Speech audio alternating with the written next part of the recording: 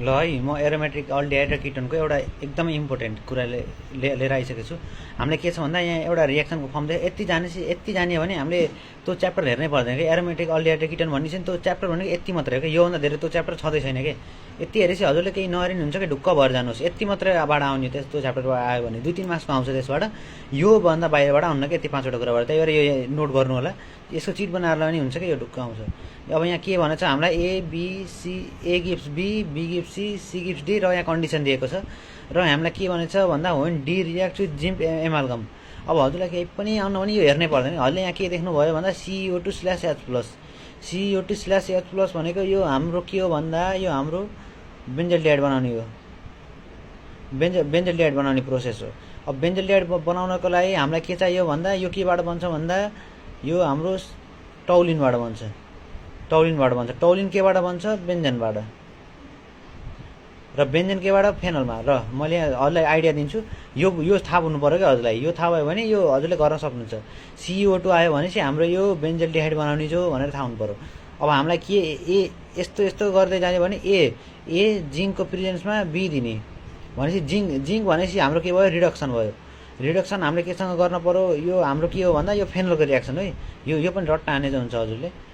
फेनलले हाम्रो जिङ्कको प्रेजेन्समा के दिन्छ? बेन्जेन दिन्छ। किनभने जेटिएनओ बाहिर जान्छ, यो चाहिँ यही हुन्छ। अब यो बेन्जेन भयो भनेपछि अब CH3Cl भयो भने हाम्रो यो Cl यहाँ जान्छ, टौलिन भन्छ। यहाँ HCl निस्किन्छ, त्यो -HCl गरिदिनु भयो, त्यो देखाउनु पर्दैन। यहाँ के भयो भन्दा टोलिन भयो हाम्रो, यो टोलिन। अब यो CO2/H+ भनेको मैले भनिसकेन, यो भनेको मेन हो कि। यो याद भयो भने जम्मै याद हुन्छ यो रियाक्सन। यो भनेको हाम्रो CH बेन्जल्डिहाइड बन्छ। र अब लास्टको एउटा खतरा कन्डिसन छ। यो भनेको एकदम खतरा रियाक्सन हो कि। यो छुटाउने भने यो नेमिङ नि आउन सक्छ। यो भनेको एसिटिक एनाहाइड्राइड। एसिटिक एनाहाइड्राइड भनेको हामीलाई के थाहा? CH3 C double bond O C double bond O CH3। यो भनेको acetic anhydride in the presence of sodium acetate. Sodium acetate भनेको HCON। त्यो कन्डिसन त यहाँ दिएछ, यो लेख्न परेन, तर हामीलाई एसिटिक एनाहाइड्राइड भन्ने थाहा हुनु पर्यो। अब यो के को रियाक्सन हो भन्दा यसले योसँग रियाक्सन गर्दा भनेको यो पिक्रिन रियाक्सन हो।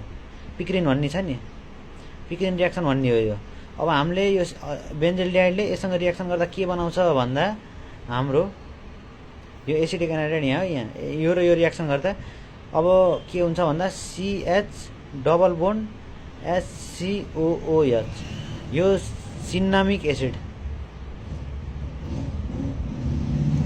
यो पनि सुन्नुभयो होला। त्यही भएर यो च्याप्टरबाट आउने भनेको यति हो कि। योभन्दा धेरै आउँदै आउन यो च्याप्टरबाट। त्यही भएर यो याद राख्नु है। यति चाहिँ याद राख्नु पर्यो। यो च्याप्टर हेर्न पर्दैन यति हेऱ्यो भनेपछि।